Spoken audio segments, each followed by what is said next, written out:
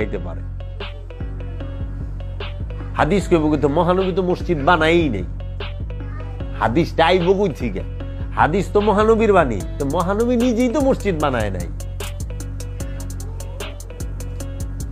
তো তুই মসজিদ লে হাদিস পাবি কই? মসজিদের কল্যাণে হাদিস কই পাবি ক?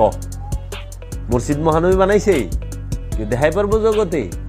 না, তোরা মহানবীর গড়ে মসজিদ বানাইছ, তোরা বানাইছ, তোরা নাম দিছ। মসজিদে নববীর নামটা কবে দিছে? সার্চ দে, বাইরে যাবি। মহানবীর ঘরের নাম কি ছিল জিগা?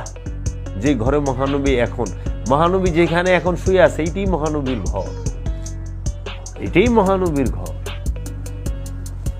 তো মহানবীর ঘরেই রাখা হয়েছে। অলি আল্লাহদেরকে তাই করে, অলি আল্লাহরা যে খাটে শয়, যে ঘরে থাকে সেই ঘরেই রাখা হয়। এটা সিলসিলা আগে থেকেই। মসজিদ প্রথম বানান শুরু করে হইল উমরে,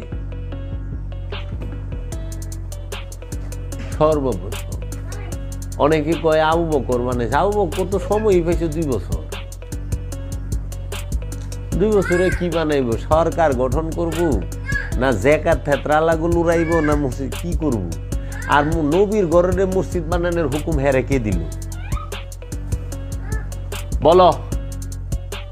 আমি যদি বলি যে কোরআন জমা করার হুকুম কি নবী কাউরে দিছে? না, তুমি করছো তো, এটা তো বেদাত কও না।